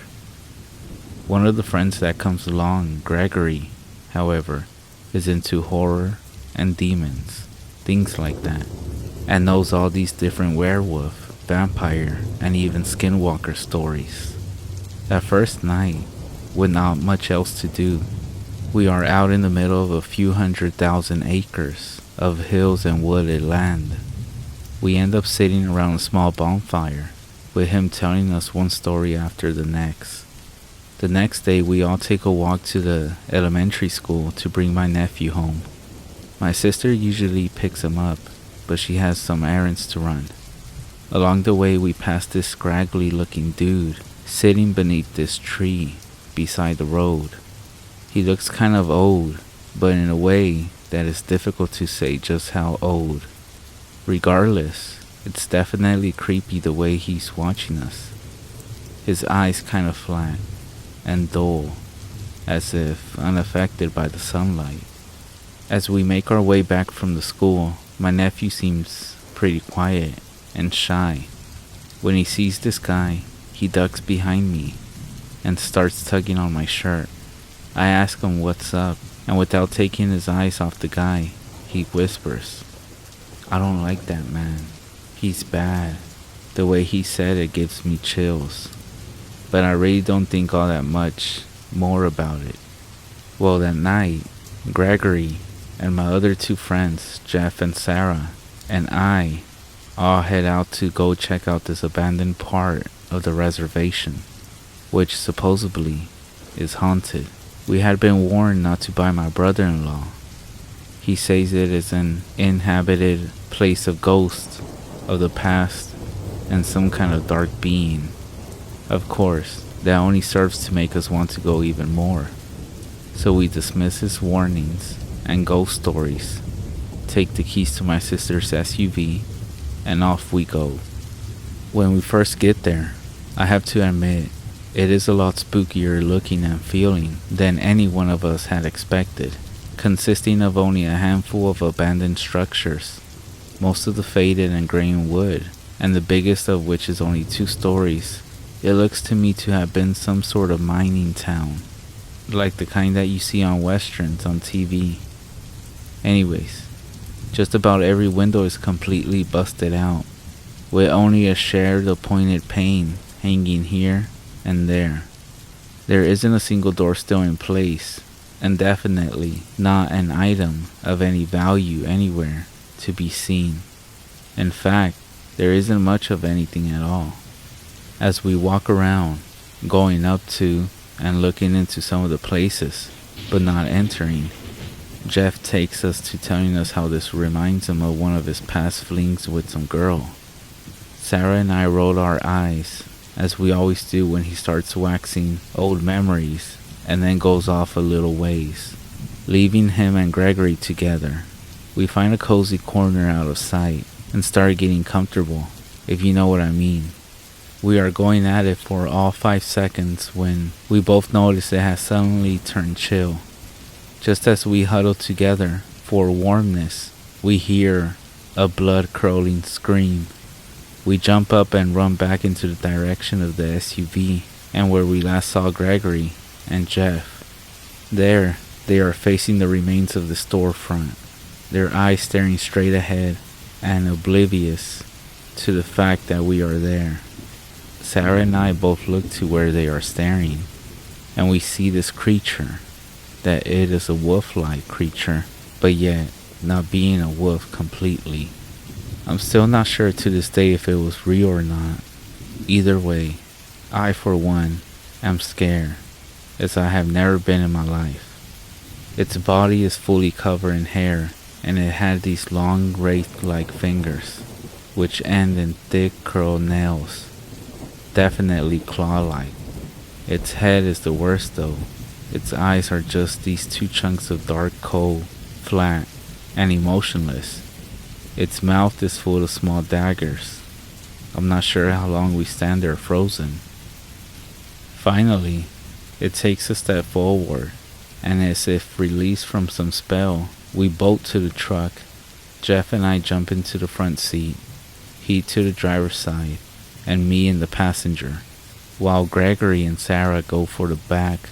Jeff doesn't have his license, but at that point no one's arguing. The keys are in the ignition. He starts the SUV, floors the gas, and we speed off gravel and sand flying everywhere.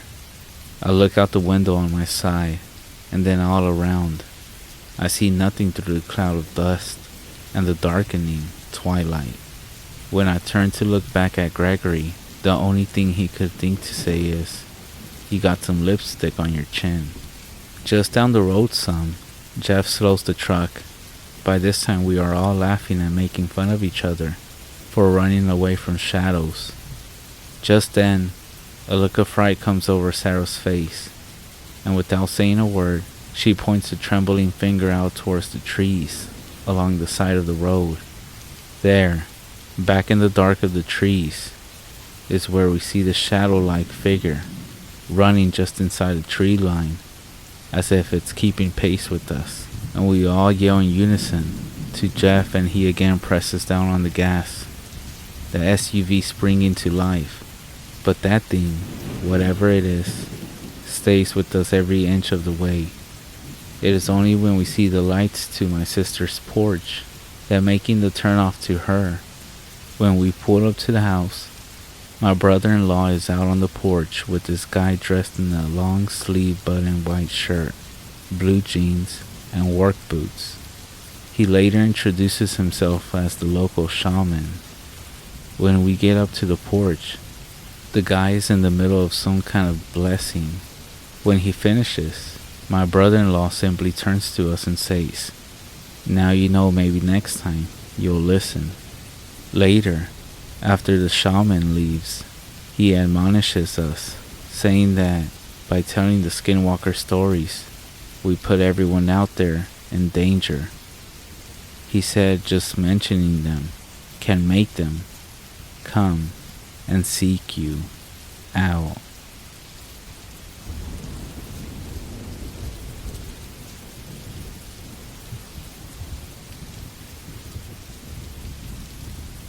When I was a child, it was just me and my mother. We lived in a property owned by my grandma, a 3-story old farmhouse right at the fringe of the woods. It was far off the road down a long, unlit gravel driveway. It felt very isolated at night, being so distant from any other houses. It was set in an area that wasn't inhabited for 30 years before we started living in it. Quite often, I was a fairly rambunctious child, so while my mom went off to work, I would occasionally skip the morning bus to school and stay home alone all day. The big house had a habit of feeling incredibly lonely, so I spent most of my time playing in the forest, out in the back. Some distance into the woods, far enough that I could hear my mother when she called. There was a toppled pine tree which had crashed into another. An even larger trunk on its way down was now frozen there, forming a long arc over the forest floor. I loved to climb up the jagged stump at the base of this fallen tree and then steady myself to a point just above the middle. I was never able to make it all the way to the top because it just got too steep for me to continue any further, and I had a bad habit of freaking out from how high up I was. One day, I was sitting in my usual spot on the fallen tree, which was a good distance from the ground, just listening to the birds singing and simultaneously feeling the warmth of the sun on my neck, when I heard something strange from underneath that paralyzed me in shock. Hey kid. I was gripped by a sudden strong surge of fear for a moment. The voice had come from directly underneath me. I strained to look down, but I couldn't see anything over the ledge. For a long time, I just sat there in absolute silence, and I was at the point where I was almost soon to convince myself that I had imagined hearing a man's voice at all. I know you can hear me. His voice was much louder this time, as I yelled something out and scrambled up the log a bit higher, trembling nervously. I dug my fingernails into the bark and held tight for dear life. I sat there, trying to collect my nerves for God knows how long. Even though I couldn't see it, the presence of the thing underneath me was still clear, was much softer and more cautious this time, and when I listened closely, I swear I could hear the faintest echo of a human breathing. Gathering all my courage, I vowed to prove to myself that it was all my imagination by leaning over the ledge as far as I possibly could without slipping right off. Digging hard into the bark behind me, I stretched out along my arms and peered over, getting a full view of the empty forest floor and an undergrowth, when suddenly, "Come down here or I'll come up and grab you." It was so loud. It was as if it was being screamed right in my face. I released my grip on the tree in fright and plunged off the platform. I was saved only by grabbing a nearby branch, and for one awful second, my bare legs dangled in the cool air. When I pulled myself up, I ran at full speed to the top of the collapsed pine, to the point I had never reached before. I sat there, just below the rustling canopy, pissing myself and staring at the distant base where the splintered wood rose, fully expecting at any moment to see someone crawling rapidly up the pine towards me. Instead, all I heard was the wind whistling and the leaves above and below me, and occasional snippets of birdsong. It was about 2 hours before my mother got home and found me. After much worry, searching, trembling, and crying at the top of the fallen tree. Although this incident spooked both me and my mother, in time I somehow recovered, exhibiting the naive hard skin of a child, even though I never went as far into the forest as I used to, and never again even approached that fallen tree. Once, when I was 12, I had the chore of taking firewood from the shed out back, just at the edge of the woods, and to bring it back inside the house. It was a tiresome job, and I always chose to do it at dusk, when the air was brimming with mosquitoes and a swampy fog that usually coated the lawn. By the time I had my last round, I would sprint back to the house, spooked. One of my least favorite things about this job was that the shed was full of barn owls. If you have never seen a barn owl's face staring at you from a dark roof corner, then you will know how uncomfortable that shed made me. One of these nights, it got mistier than it had ever been before. A thick silver fog covered everything and limited my line of sight to a short sphere around me. Even though the shed wasn't far from the house, I found myself feeling disoriented, and more than once I walked in the wrong direction, both times for some reason walking straight into the woods. By the time I had reached my last load, it was too foggy to see the street. My eyes stung in the moisture, and it made my vision blur. Lurching forward, I managed to walk headfirst into a tree. Doubling over and dropping all of the wood I was bundling onto my feet with a hard crunch. As I went to pick them up, with my foot throbbing pretty hard, I realized that the ground was too misty for me to see my own knees. I decided to head to the house, since we had more than enough wood for one night. However, it was getting to be pretty dark, and I couldn't make out any signs of which direction I was heading in. Even though I cautiously walked for several feet in all directions, trying to figure out my position in the mist, I still couldn't figure out any point of identification. I couldn't even locate the fence or the gate, and the more I walked, the more I seemed to stumble into trees, pine needles, and mud crunching under my feet instead. After a while, I finally realized that I couldn't even find the shed anymore. Cursing myself for being so dumb, while trying to ignore my thumping heart and sense that something else was at play, I became aware that I was lost, somewhere in the forest. I then started screaming out for my mother at the loudest possible volume I could, but was only met with a resounding silence from the depths of the mist all around from where I stood, affirming that I had wandered too far from the house to be heard.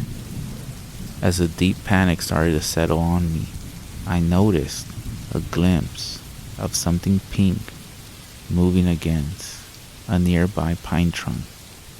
Coming closer, I saw that it was a ripped out square of pink paper. On it, there was an arrow pointing left. It looks vaguely like something my mom would make, I rationalized to keep me from getting lost. So I followed the direction set by that green arrow, shivering in the increasing cold. I kept walking for about 5 to 10 minutes before needing to stop to take a breath.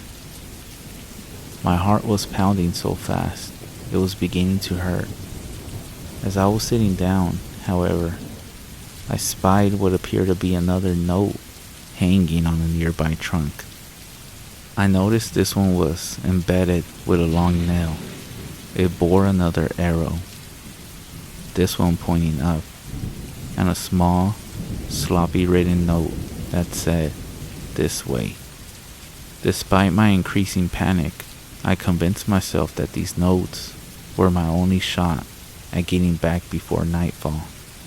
I was desperate to get the hell out, and my eyebrows were coated with sweat, so I followed the green arrow to a point where I could just dimly make out another spot of pink up an incline of collapsed stumps and leaf litter. At this point, it was getting pretty dark, and I had to strain both my eyes just to see a few meters ahead of me, following the green arrows, feeling more and more lost of where I was. I stumbled through the woods, groping out in the mist to feel for trees, even though I was terrified of something unseen grabbing my arm. I came across the third green note, which had another arrow pointing up again. This one led to a steep slope that I didn't recognize being anywhere near my house, and it was with a poorly drawn smiley face right above it. At this stage, I became too freaked to cope and started to cry there a little as I slumped against the pine stump. The possibility that I would be out in these woods all night was beginning to sink in, like a syringe being driven into the veins within my arm. I caught a glimpse of another pink square in the near distance. Squinting hard, despite the previous week's nonstop rain, I read it from afar. What I read made my blood turn cold. I stood to my knees, dead silently, wobbling on them in fear. My ears were sensitive to any tiny prickle of noise in the mist. For a long time, I stood there in the rolling fog, reading that horrible note over and over again, until a snapping stick somewhere behind me caused me to sprint, blindly, twigs snapping at my ankles and cutting up my face as I ran. Written on the note, in big green letters, was my name. It felt like I was running for hours. All the while, the rain and mist lapped at the back of my neck, like the decaying breath of someone running right behind me. Somehow, I made it back to the house. All the lights were off, and I struggled to find the keys for a moment. When I found them, I bolted indoors and quickly crawled into bed, where I remained unsleeping till morning. My mom just thought I had come inside and gone to bed and hadn't thought to leave the lights on. It was a miracle, aka some freakish coincidence, that I even found the house that night at all. The final incident at that damn house was witnessed only by my mother. Up until then, she had never experienced any of the strange things as I had, even though we mutually shared the same oppressive quality that the house's interior had on us and its placement in the woods. Although I was obviously never a popular kid, by living way out in the country in the opposite direction from everyone else at my school, I did make some tight friends in my first year of high school. One of these friends, Amanda was her name, invited me over one night and I accepted. My mother drove me out to the place, which was about 3 miles away, then drove back home. The night went well. We watched a horror movie, devoured some pizza, smoked a little pot. My mother went home alone, where she intended to get some writing done. She worked for a magazine at that point. It was about midnight when I received an off-putting text from Mom in all caps. "Is this a prank? I need to know immediately." Thinking it was some kind of joke, I texted back, "Calm yourself. Is what a prank?" She responded immediately, "Are you at the house?" Of course, I responded no. I didn't receive another message until around 3 a.m. when she told me to go to my grandma's in the morning and to not by any means dare go home. I remember those drops of rain the day I went to my grandmother's and how terribly soaked I was when I finally got there. It was nearly 2 towns away. I had to fight the temptation to go home and drop off my bags. But Mom's disturbing messages from last night were enough of a warning not to do so. When I arrived, Mom and Grandma were having lunch. At first, my mother seemed to be in some sort of a composed state, but when I got a better look at her, I noticed that all of the color had drained from her face and she was slightly trembling. At one point, she even sent a small glass crashing to the floor after flinching at the cat brushing around her ankles. It wasn't until later that night, when my grandma was sound asleep, that she told me what happened. She even went further as to forbid me from telling old grandma, out of fear that it would horrify her superstitious soul too much. This was what happened the night when I was at Amanda's, and she described it in detail. My mother was sitting on the first story in the living room, where she sat on the couch by the fire, curtains open to the view of the sunset on the canopy, going over her latest draft. At first, it was so faint that she barely noticed it, but after a while, my mother became aware and vaguely irritated by tiny thumping noises near her head at the window. When she went over to investigate, she saw a fat brown moth of a kind we often get at that place, buzzing madly into the glass. Reasoning that this was the cause of the sound, she returned to her work, however, feeling rattled in some way. It was when the noises started to get sharper and louder that she paid more attention and saw that rocks were being thrown at the window from the total blackness of the forest edge. She saw them appear from the shadows of the bush and then fall in an arc and bounce off the window. Looking carefully, she could see some cracks from where some heavy ones had hit, right beside where her head had been moments before. Captivated, she tried to peer into the darkness enough to make out where the rocks were being thrown from. Then, with a startled shock, she jumped back from the window as she saw me standing half behind a tree right near the window, grinning wide and staring at her. My one visible eye stretched wide open, showing all the white. She barely let out a scream, seeing her own daughter standing there, just staring and smiling. Not only did this figure not move or blink, it was standing by one of the nearest pines, far from where the rocks were shooting up out of the bush, as they continued to do so in a loud downpour. My face continued to press out at her, smiling, thinking this was all some kind of sick prank.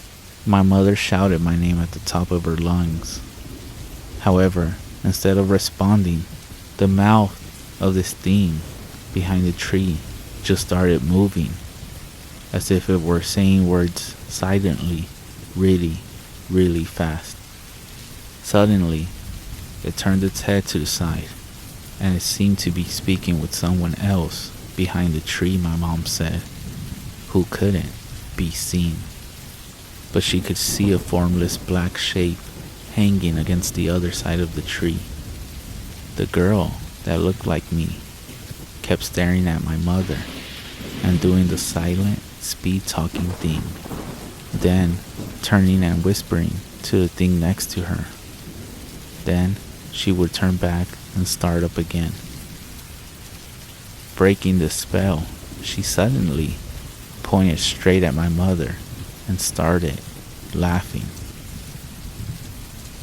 My mother screamed and fled to my bedroom on the second story, where she shut herself in and sat at the far end of the bed as the rocks began to pitter-patter against the window downstairs.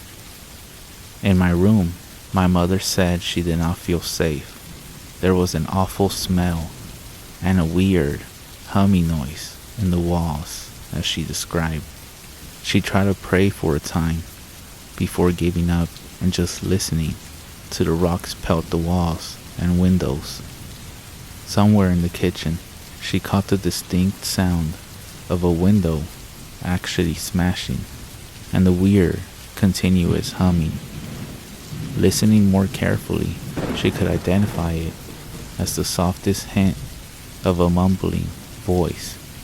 In absolute horror, she recognized the voice, and then, too afraid to look, she tilted her head up to the closet door, where an awful, white face could be seen staring right at her, with its mouth contorting and gapping in what sounded like Heidi sped up whispering.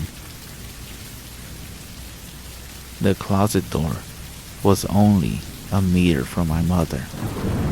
It then started to open slowly.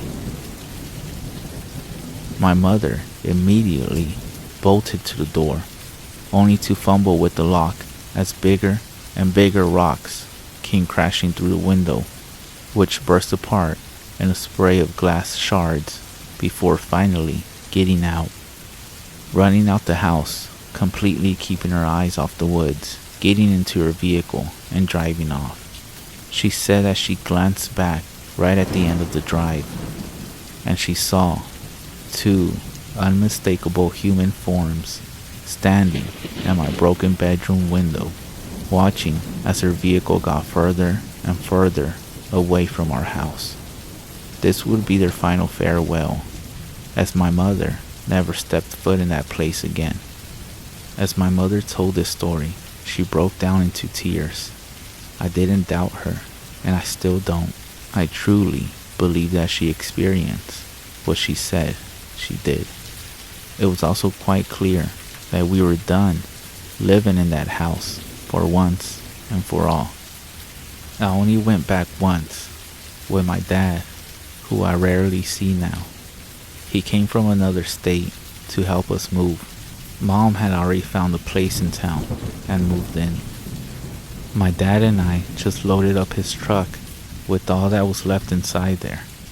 It was silent, sunny morning when we removed all the stuff and emptied the place.